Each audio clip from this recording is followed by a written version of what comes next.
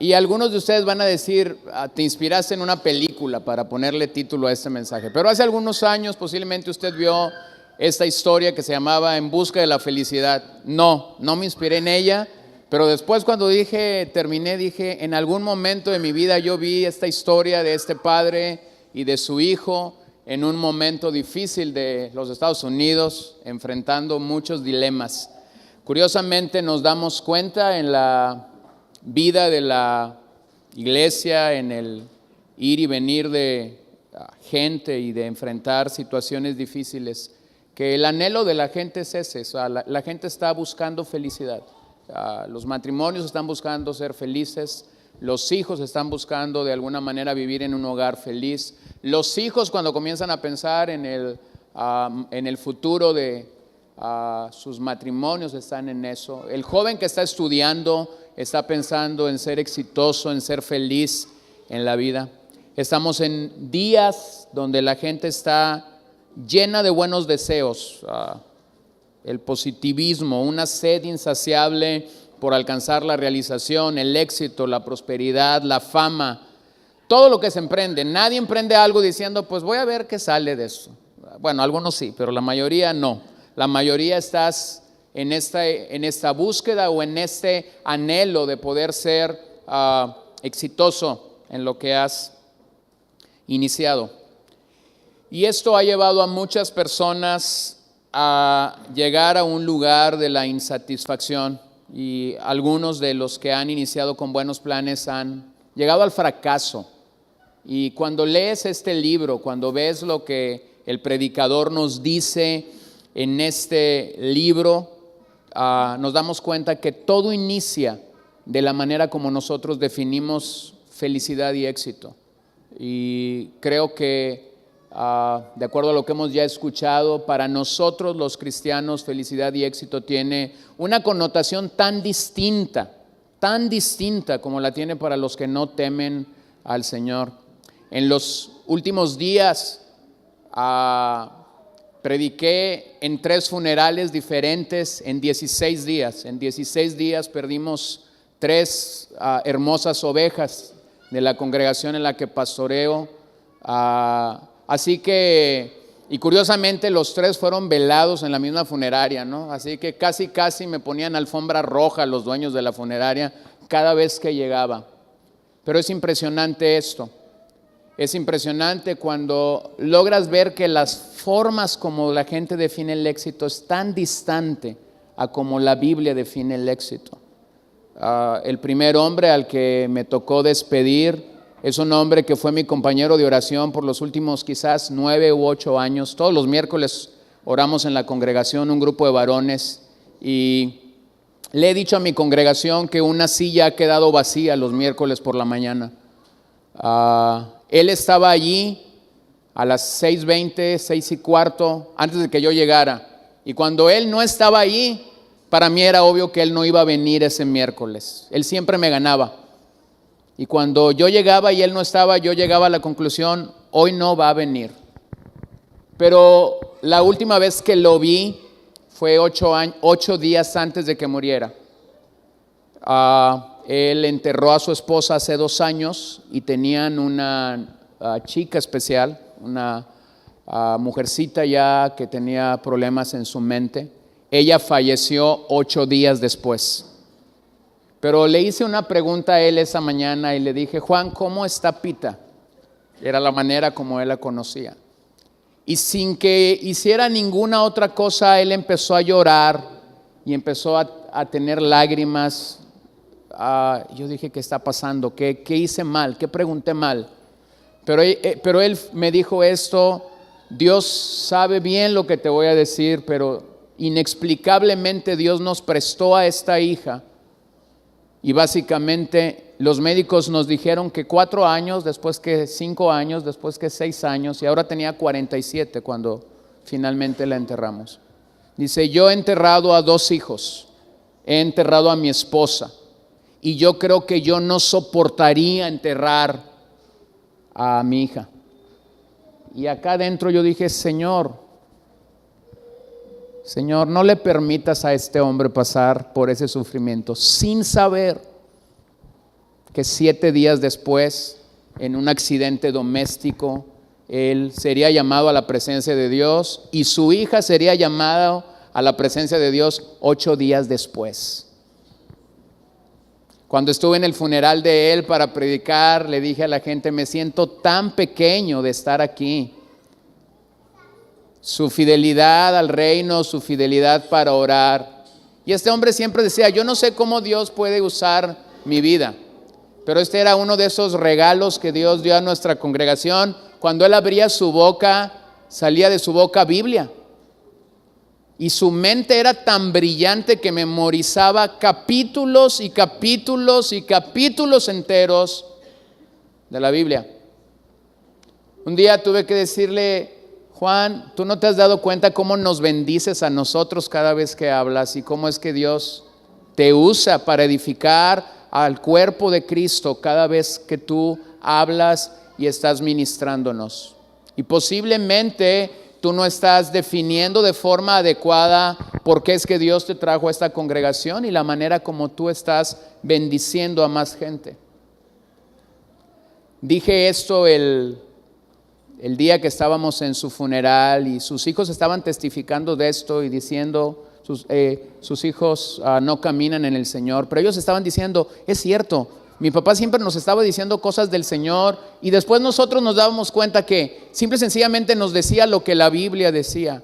Es cierto eso que tú dijiste, nos lo dijo varias veces antes de morir. No soportaría que su pequeña hija muriera antes que él. Y cuando ves la vida de un hombre así, pudieras decir, nunca logró un emporio económico, nunca tuvo una gran casa, nunca hizo esto, nunca viajó. Sin embargo, cuando ves su caminar en el Señor, puedes saber que era un hombre feliz. Ahora, el asunto cuando vemos esto es que la medida de Dios en un libro como Eclesiastés, tan poco predicado en nuestros días, tan poco entendido por muchos de nosotros cuando pensamos en él, no es el éxito. La medida de Dios en ese libro es la obediencia. O sea, Dios no te mide a ti, Dios no me mide a mí por la manera como este mundo define el éxito. Lo que Dios demanda de nosotros es obediencia. Si nosotros comenzáramos a medir el éxito de varios de los líderes o de varios de los hombres que sirvieron en la Biblia, llegaríamos a una conclusión, como algunos llegan a esa conclusión. Algunos dicen Jesús fue un fracasado porque murió en una cruz.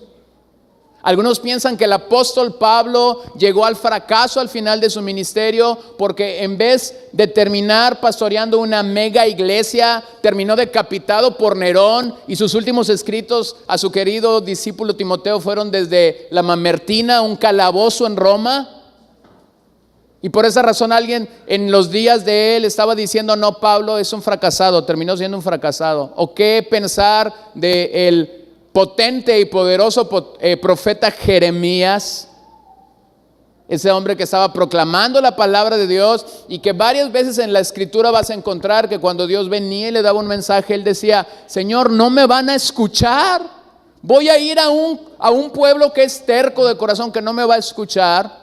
Y siempre el Señor le decía lo mismo, no se trata de que te escuchen, se trata de que tú seas fiel a mí.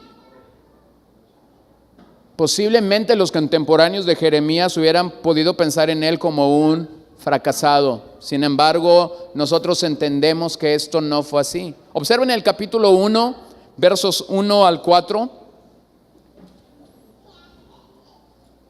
Eclesiastés capítulo 1, versos 1 al 4. Palabras del predicador, hijo de David, rey en Jerusalén. Vanidad de vanidades, una expresión que se repite continuamente en todo el libro. Dijo el predicador, vanidad de vanidades, todo es vanidad. ¿Qué provecho tiene el hombre de todo su trabajo con que se afana debajo del sol? Generación va y generación viene, mas la tierra siempre permanece. Eclesiastés significa predicador o el que llama a la asamblea. En estas palabras nosotros consideramos que Salomón utiliza dos expresiones en estos primeros versos que repetirá en todo el libro, vanidad. En todo el libro esta expresión aparece 35 ocasiones significa aliento sin sustancia y transitorio. Algo que es transitorio, algo que no es duradero, algo que es temporal. Y llegas al punto que la vida está edificada para mucha gente de situaciones transitorias. La otra expresión que se repite continuamente es bajo el sol. Bajo el sol. Aparece 29 veces en todo el libro.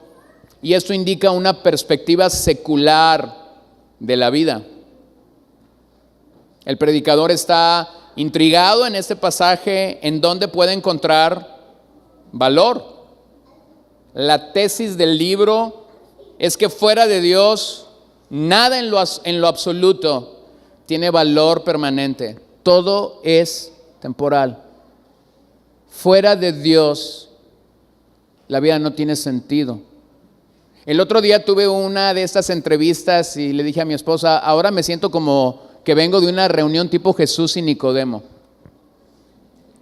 Tengo un tío que vive en Jalisco y vino a ver a uno de los hombres más ricos de la ciudad porque es su auditor. Tuvo con él una entrevista el día sábado y me dice, le acabo de dar tu teléfono a fulano empresario. ¿Para qué quieres que tengo que ver yo con él? Dice, él necesita palabras de aliento en su vida. Y le dije que no te molestara el sábado ni domingo porque tú estás muy ocupado, pero te va a hablar el lunes. Y estaba ahí su llamada como a eso de las 7:30.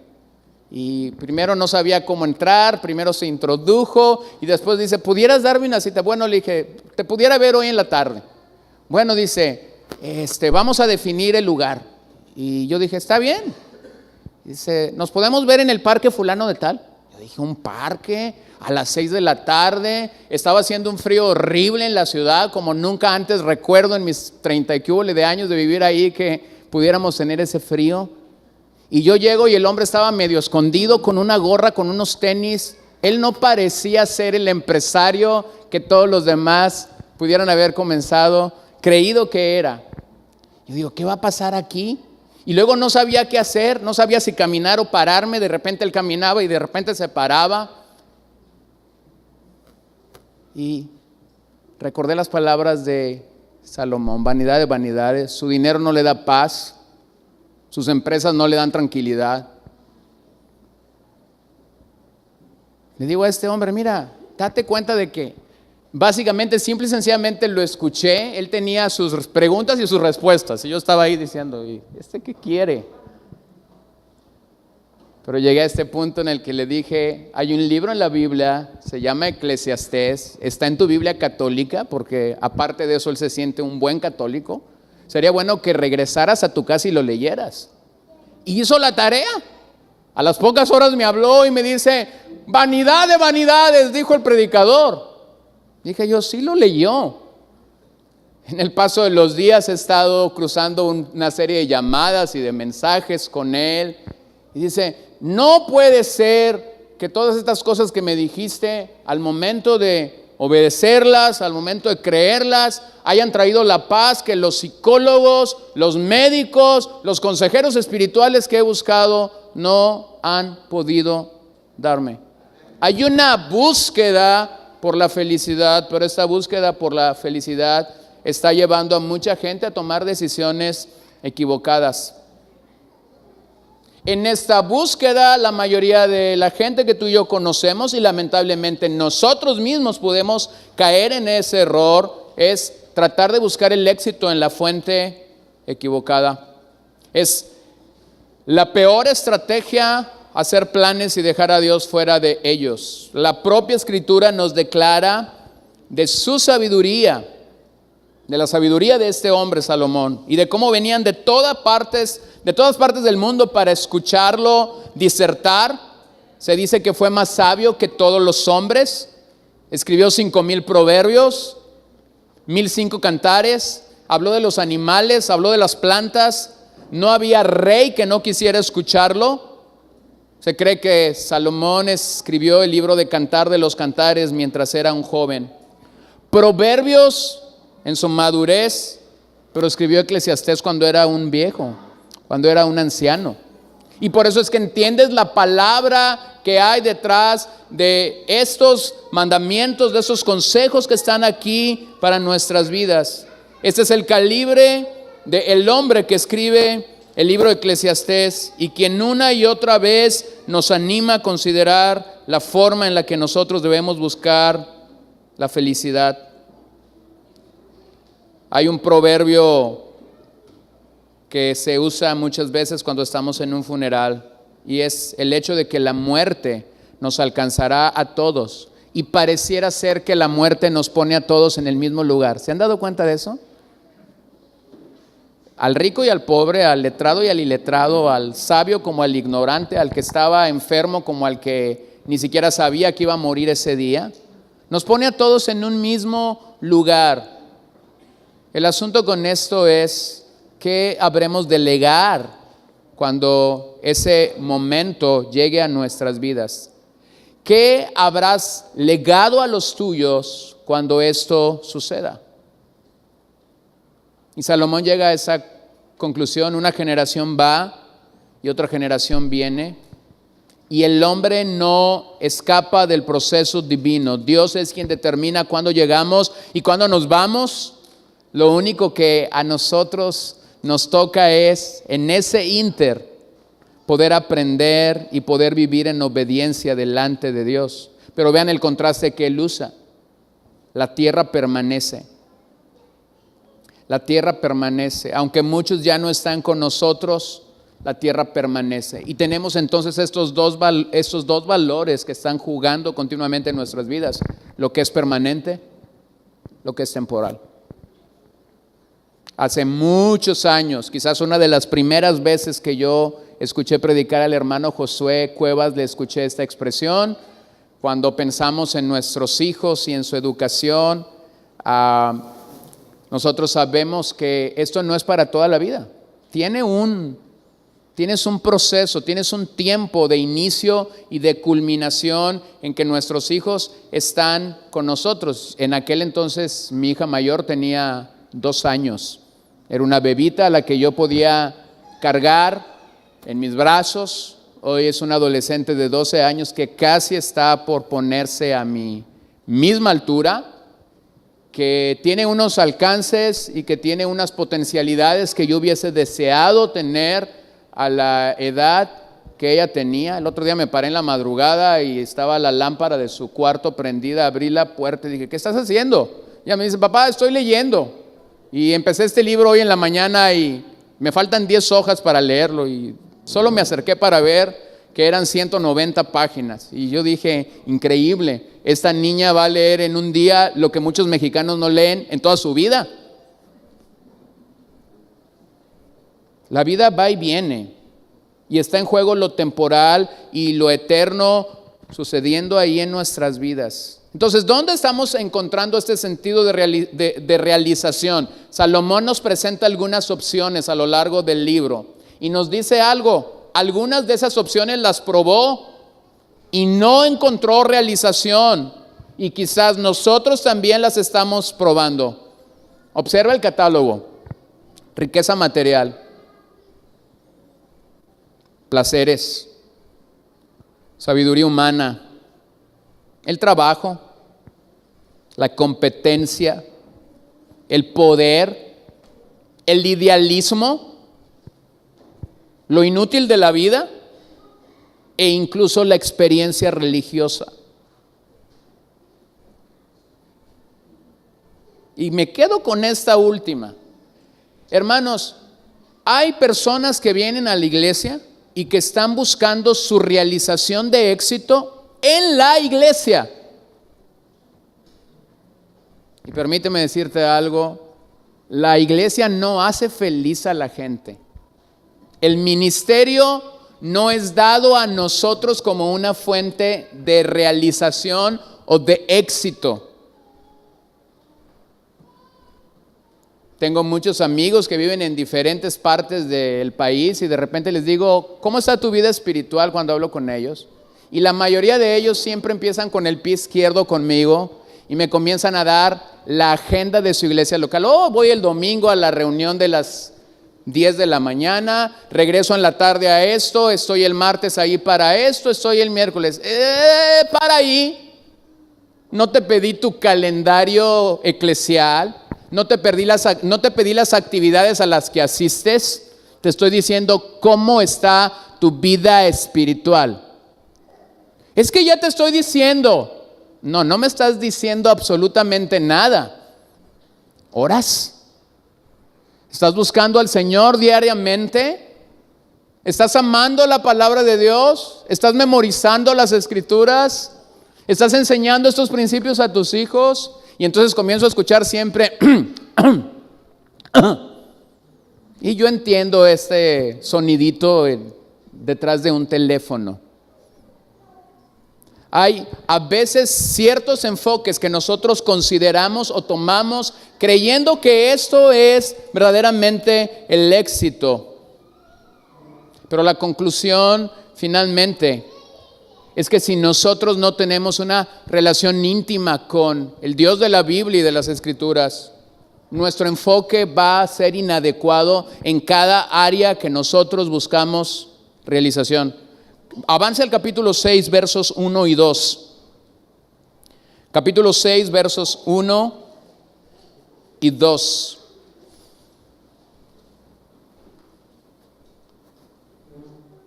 Hay un mal que he visto debajo del cielo y muy común entre los hombres, el del hombre a quien Dios da riquezas y bienes y honra y nada le falta de todo lo que su alma desea. Léalo bien.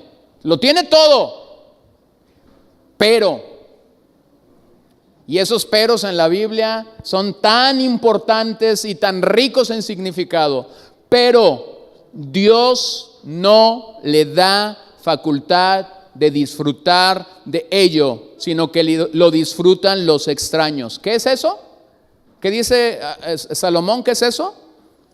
Esto es vanidad y mal doloroso. Si tú evalúas la vida de este hombre que está siendo descrito aquí, lo tiene todo, tiene riquezas, tiene bienes, tiene honra, tiene aparentemente todo lo que el mundo señalaría o diría como un hombre exitoso. Sin embargo, la conclusión de Salomón es, pero Dios no le ha dado la facultad de disfrutar de ello. ¿Qué es el contraste? El contraste está a lo largo de todo el libro, lo temporal y lo eterno. La felicidad no está relacionada con tener algo o con poseerlo, sino con disfrutar lo que Dios te ha dado.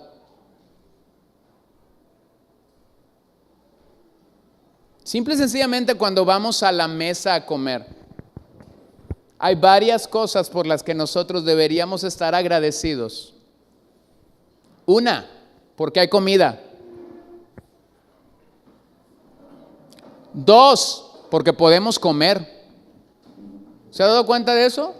Llegamos a veces a una edad donde nos quitan los lácteos, nos quitan los cestos, nos quitan la carne, nos quitan esto otro. Llegas a la mesa y dices, bueno, de todo este plato, retírame todo esto porque nomás me puedo comer estas cositas. Llegas a tu mesa y ¿a poco no es un momento de gratitud porque está tu esposa, están tus hijos? ¿Se dan cuenta? Ahora aquí está el asunto. Puedes no tener un manjar y sin embargo, si Dios te ha dado el don para poder disfrutar aquello que te ha dado, los frijoles en agua y sal se convierten en un rico manjar. Puedes tenerlo todo, te lo comes y resulta que te cayó mal. Vean cómo el contraste continuo es aquello que aparentemente me da felicidad. Y sin embargo, la gente y nosotros podemos perdernos en este enfoque, podemos tenerlo todo y no tener esta gracia de Dios en nuestras vidas. Entonces, disfrutar la vida Y encontrar este sentido de realización es un regalo de Dios. No es lo que logras tener, sino cómo lo disfrutas. Avance conmigo al capítulo 3, versos 10 y 13.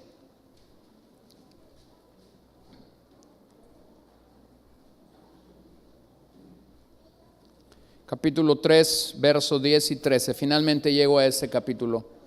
Yo he visto el trabajo que Dios ha dado a los hijos de los hombres para que se ocupen en él. Todo lo hizo hermoso en su tiempo y ha puesto eternidad en el corazón de ellos sin que alcance el hombre a entender la obra que ha hecho Dios desde el principio hasta el fin.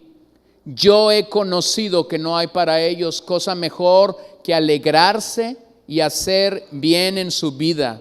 Y también, otra vez, también que es don de Dios que todo hombre coma y beba y goce el bien de toda su labor. Observe, hay varias cosas que dice Salomón aquí. Dios dispuso la eternidad en el corazón. Es en este lugar, en este punto en especial donde el hombre decide seguir, decide por gracia de Dios, decide como un regalo de parte de Dios para su vida poder venir a la salvación. La gracia de Dios invade nuestro corazón, el regalo de la gracia de Dios viene a nuestras vidas, Él viene y coloca gracia, Él viene y coloca fe para que nosotros podamos creer en esta maravillosa obra de Cristo por nosotros en el Calvario. Y sin embargo llegas al punto claro que Salomón está atendiendo en el libro. Necesitamos enfocarnos en Dios. Como matrimonios, como padres, como hijos, como siervos en una congregación, no hay otra forma en la que encontraremos realización. No podemos buscar realización en lo que hacemos. Nuestra realización y nuestro éxito tan solo se encuentra en la persona y en la obra de Cristo por nosotros. Y cuando vienes a este entendimiento, cuando venimos al entendimiento claro de que esto es lo que Dios demanda, nuestra actitud tan solo es caer de rodillas delante de Dios y decir: Señor, he intentado buscar realización en tantas cosas. Quizás he perdido mi tiempo, quizás he perdido mi enfoque buscando realización en tantas cosas, pero simplemente permíteme enfocarme en ti. Oremos esta noche. Señor, venimos delante de ti sabiendo y creyendo que como humanos estamos inmersos en esta búsqueda de realización, de felicidad, de éxito para nuestras vidas, y posiblemente muchos de nosotros hemos errado la manera como estamos buscando. Pedimos de tu gracia en este momento para poder vivir vidas verdaderamente identificadas con Cristo, poder vivir vidas verdaderamente resucitadas con Cristo, poder vivir vidas como las que Pablo describe cuando escribe a los Colosenses, para decir que nuestra mirada tiene que estar en las cosas del cielo y no en las de la tierra.